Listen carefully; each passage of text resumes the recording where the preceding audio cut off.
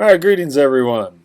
This will be a Flickr tutorial, and Flickr is a social media site designed for photographers.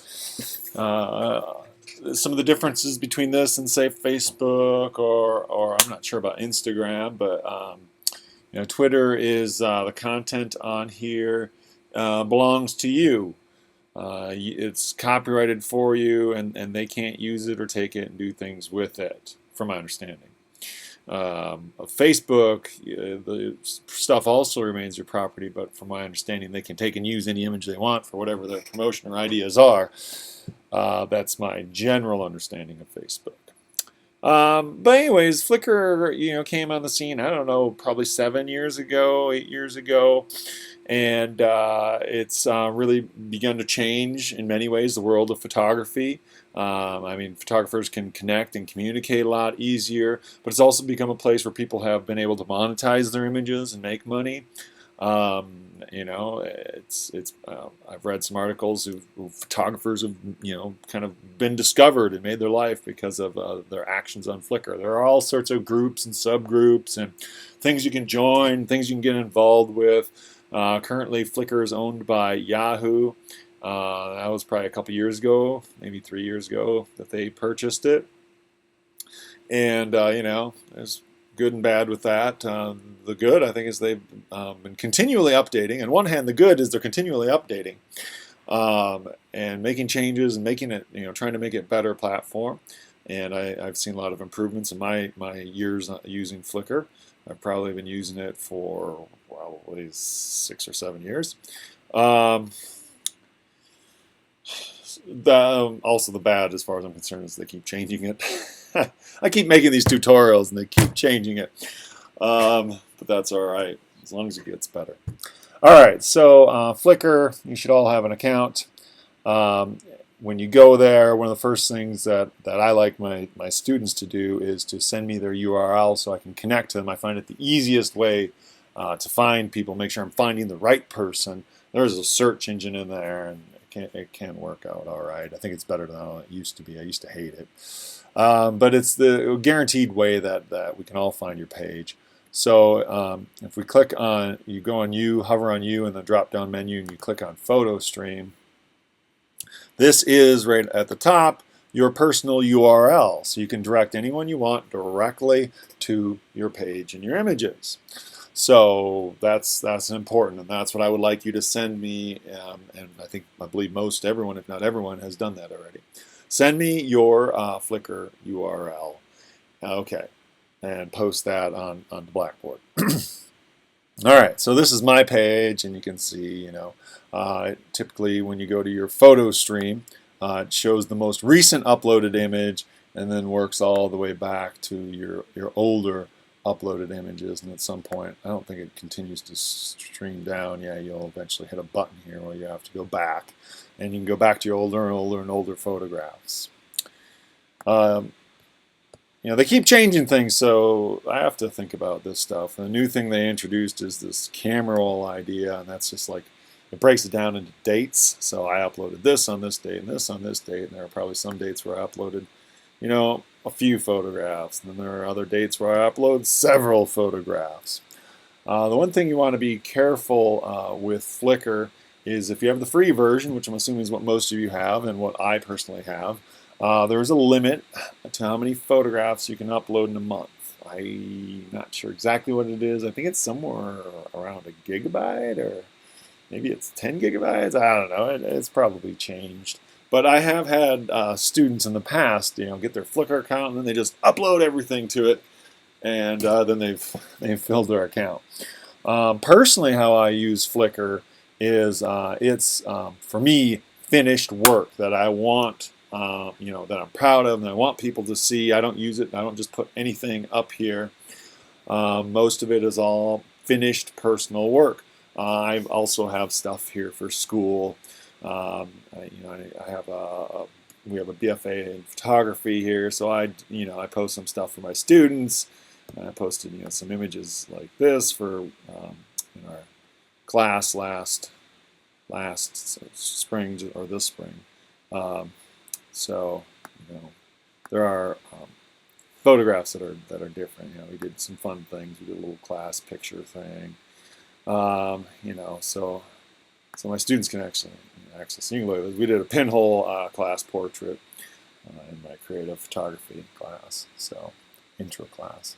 So there are other things you can do. And you see this function's kind of like a slideshow. I click on an image, and when I'm in this photo stream, it starts again at the newest image, and you can work all the way back through all the images you've posted. So it's kind of nice, and when you're done there, you can just click on, well, that makes it full screen. You can see. If I click back on you and go back to photo stream, I can go back to the photo stream. This is your important menu up here at the top. And most everything is under you. It used to be divided up a little bit differently. Now it's all pretty much under you. There's Explore, where you can look at other people's works and look at other groups, and Flickr weekly photographs, Flickr blog. If you go to the Create thing, you can actually get books and images made from your photographs. If you want to print things off, they're connected to, I can't remember which service. There are so many services now. I don't know if it's Picnic or Snap. Wow. Something. You can make photographs through there, and they're connected to another service. They have some sort of agreement with them.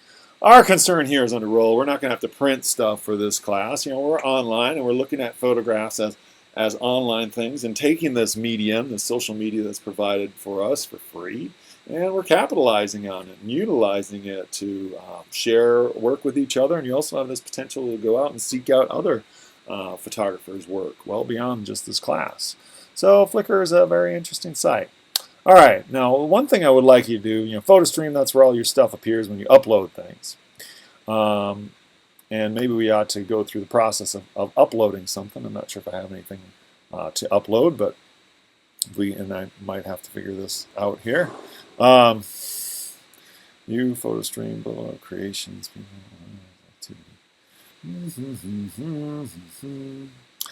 okay. Groups, creations,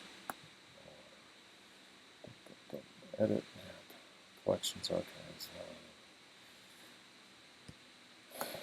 Oh, right up here is the button upload. I knew it was somewhere there. They move it around on me. There's the button up at the top, so you explore, create, and then way over here near your search thing is upload. You also have an email associated with it. If you click on this, you can sign out and go to settings. You can also go to your Flickr mail, which I'm not very good at checking. And then they always have some sort of greeting in a different language. So you learn different languages. If you want to upload a photograph, it's pretty easy. You just click on the upload. And now you can drag and drop, or you can choose photos. So I can just bring up one of these things, and I could drag and drop a photograph like this in here. Just drag it there, and if I click that button, it will upload that photograph to my photo stream. So that's how you upload photographs in there. So I don't really want to do this, so I'll remove that, remove it. Okay. The other way is to click on here, and then you can go through your files and find, whatever, it takes you to your desktop and go find whatever file you want. So we'll cancel that. So that's how we upload photographs. We'll go back to my photo stream. Once you have photographs up here, and when we have assignments due with multiple photographs, which I think pretty much all of them are, multiple photographs, we'll have 3 assignments and one final project, which is completely self-driven by you. What I want you to do when you have a new assignment is to click on Albums, and I'd like you to make a new album for each project.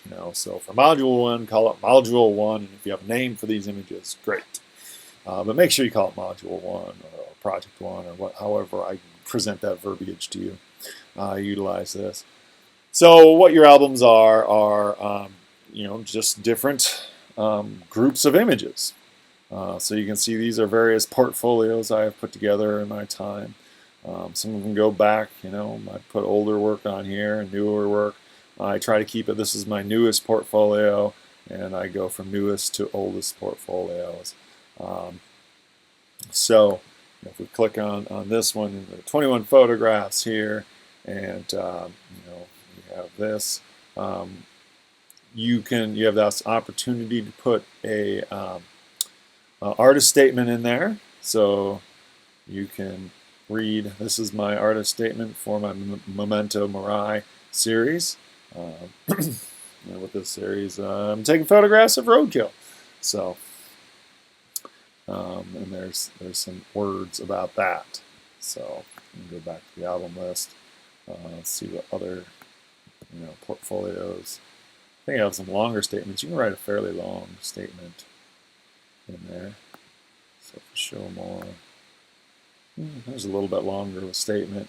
Now if you click on an image, you can click on any image you want, and then you can go through the slideshow of these images. So, and when you're done there, we can go back to the album on the lower left here. And back to album list. All right. To create a new album, you click right here. And then you title it whatever you want. You can write a statement here. I'd probably like you to have some sort of statement you can say. You can choose the photo you want to represent in there. And what you do at this point is you just go through your timeline and go, oh, I want this one here. And so you can go and select whatever the images are that you want. And once you have them, you can then rearrange them in any order that you desire. So you have to have images uploaded before you can create an album. All right, and once you have this album, you can go, oh, I want that one first. Then we'll go to this one, and we'll put this one last. And you can arrange them however you want. Write a statement here. Give it a title, and then you hit save. And then you'll have created a new album. I'm going to hit cancel because I just picked random photographs and this really has nothing to do. Yes, please discard them. All right, so we can, you can batch organize things. There's photo editing included within Flickr. We can add tags. There's more print and create. We can go back to groups. Drag items here to edit them as a batch. So you can edit whole groups of photographs. And so we'll talk about editing here. That's how you create an album. That's important. I want you to put each project into its own album. Titles, tags, and descriptions. So you can add titles, tags, and descriptions, rotate them, or delete them in this batch organize. I guess that's not what I want to do. So, okay. So, but we can also manipulate photographs in Flickr. I said I want you to have GIMP, and if you don't have GIMP and you have Photoshop or older version Photoshop, or if you have some other photo editor, you can even use iPhoto or something like that. We're not going to get into super powerful montaging of images in this class. We're going to do things, make them black and white, alter contrast, saturation, things of that nature. We'll probably do more global image adjustments than we'll be doing local image adjustments in this course. But we can do some manipulation of photographs. Oops.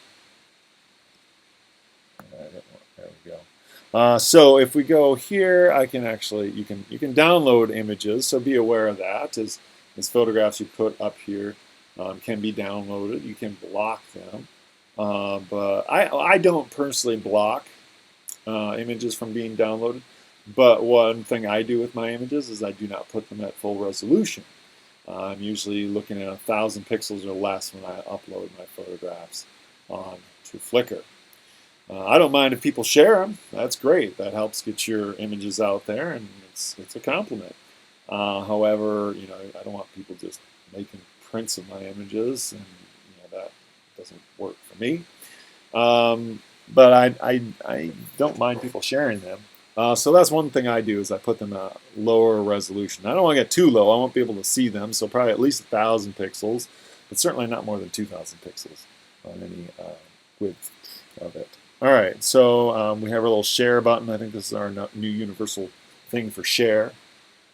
And this is the edit photographs, and this is create wall art with this photograph. So if we want to edit a photograph, we select that photograph like I've done here, and then we click the edit button. and then we can edit in Aviary, and that's what's connected. You can go to aviary.com and skip all the Flickr stuff, but Flickr is connected to it, and you can do simple things like rotate, replace. I don't quite sure what replace means, but all right. So here I can enhance, and I think that probably just adjusts saturation. There are different effects, you know, kind of like I've seen in Instagram, you know, all sorts of things. Cancel that. Enhance, we have HD, we have illuminate, which seems to punch up the contrast. What is this? That's illuminate. This must change the color a little bit. We'll cancel that. I'm not sure about HD sharpness. We can put little frames around things. I don't usually go for the frames. Stickers, not my gig. Cropping, though, I think is really important. Easiest way to alter a photograph. If I were you, that's one of the first things I always do when I look at a photograph is, does it need cropping? I don't always crop it right away, especially if I'm working in Photoshop. I'll actually edit the image completely, and then I'll crop it at the end, because that way if I decide to change the image later, I have that flexibility. So I don't usually, the first thing I think about when I look at a photograph is cropping it. But digitally, it's one of the last things I actually do to an image. So anyways, but cropping is a really important aspect of photography. Easiest way that you can make it, fit different formats. So definitely crop, resize. That can be important. We can change. See, this is only 800 pixels. We can lock it. We can arbitrarily change that number to whatever we want. Are these changing together? Yes, they are changing together. So they're locked. So if you unlock it, then we're going to warp it.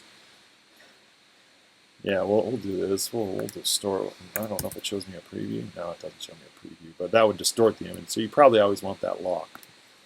Cancel that. Orientation, we can rotate it around. Focus, I can probably make it softer. Yeah, look at that. I can have a sharp area. I can even draw that bigger. That's kind of nice. They're getting much more sophisticated with the photo editing online than it used to be. Brightness, just a slider, pretty simple slider thing. Yeah, it's pretty nice for making small adjustments, but not making big alterations. Saturation, woo! This is actually what happened the other day. I figured out after I posted that video, or I was really red and contrasting. Somehow the saturation got jumped up on the camera quite a bit. I was borrowing someone else's video camera. I can add warmth, which is kind of be like saturation, but it's going to add more of the warm to the right, cool to the left. Sharpness, sure, we can sharpen it. You always want to be a little careful with sharpening. So cancel that. I don't know what splash means. Free color. Oh, okay. So I can add a little splash of color. I can do smart colors. I can erase those things. I can change my brush size.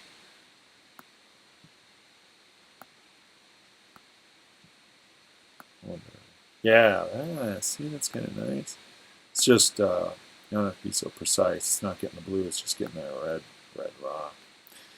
So, but if I take free color, I think it'll do the whole, see, it does the whole thing. So that's the difference between those tools. You can tell I don't play with these things very much. I'm a pretty Photoshop-centric guy. I've been using it forever. We can draw on there, add text on there, do red eye, and more. We can whiten your teeth. And even fix blemishes now. I don't know how great all these tools work, but hey, at least there's something. They're there, and they're possible to use. So, all right. All I have is save. I don't want to save. I'm just going to hit the X. I don't want to manipulate this. Wait, you didn't save your work. Oh, close. Don't want to save it. Okay. So we can do some image editing in Flickr through Aviary. There are other online photo editors. Photoshop.com actually has an online editor. It's not like using Photoshop, but it is something.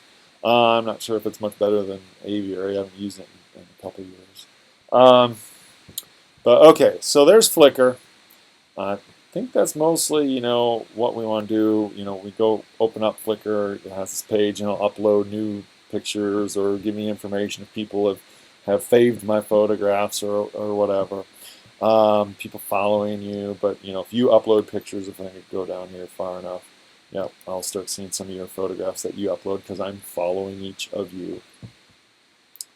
So I think that is all the major points of Flickr. And now I will see if I can figure out how to stop this from. Let me know if you have any questions.